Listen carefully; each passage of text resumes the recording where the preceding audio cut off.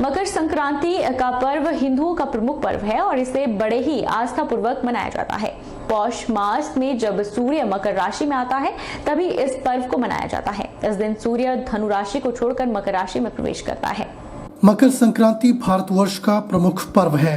मकर संक्रांति पूरे भारत और नेपाल में किसी न किसी रूप में मनाया जाता है।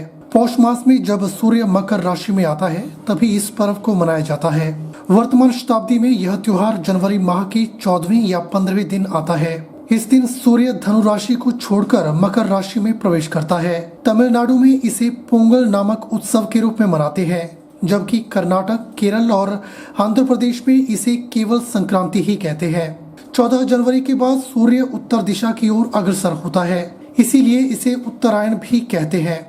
वहीं मंडी शहर के स्थानीय लोगों का कहना है कि मकर संक्रांति का पर्व हिंदुओं का प्रमुख पर्व है। यह पर्व सर्दियों के जाने और गर्मियों के आगमन का सूचक है और धार्मिक दृष्टि से इसी दिन भीष्म पितामह को निर्वाण की प्राप्ति हुई थी।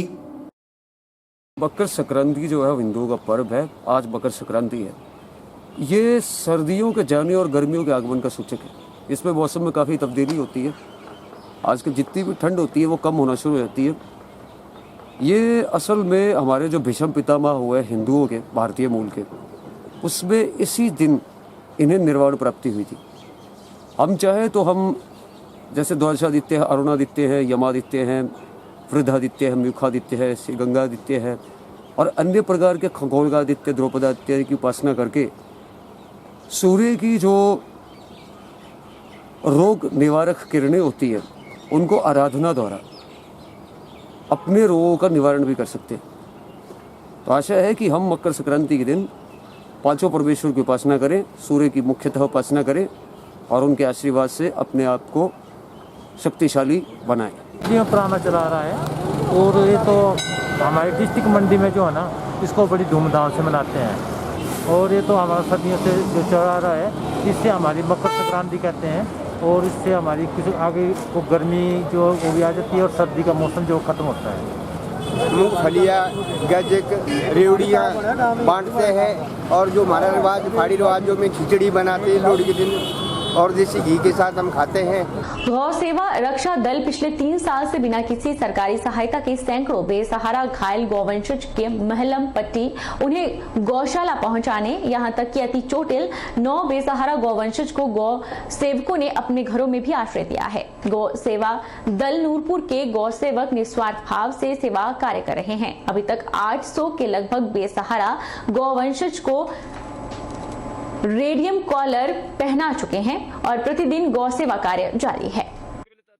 एक ऐसा गौ सेवा दल जो बिना सरकारी सहायता के सैकड़ों बेसहारा गौवंशज के लिए मसीहा बनकर उनकी सेवा कर रहा है। गौ सेवा प्रमुख अर्पण चावला ने बताया कि जब तक हमारी सांसें हैं, गौ सेवा कार्य निरंतर जारी रहेगा। एक ऐसा गौ सेवक जो सुबह उठ के अपने मार्केट के काम के लिए घर से निकलता है, पर अगर उसे सड़क पर घायल बेसहारा गौवंशज दिख जाए या उसे 100 किलोमीटर से भी कोई घायल गाय होने की सूचना मिल जाए तो वे निस्वार्थ गौ सेवक तब तक नहीं रुकता जब तक उस बेसहारा गाय का इलाज करने के बाद उस घायल गाय को गौशाला पहुंचाना ले। अब तक सैकड़ों बेसहारा गौवंशज की जान बचा चुके हैं। ये दल और आगे भी सेवा कार्य जारी रहेगा।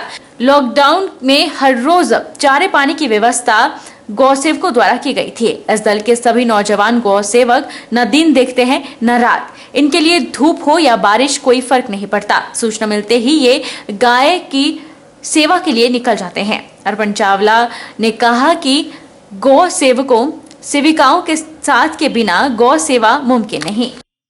दुख की बात है कि सड़कों पर बेसहारा गौवंशज की तादाद दिन पर दिन बढ़ती जा रही है।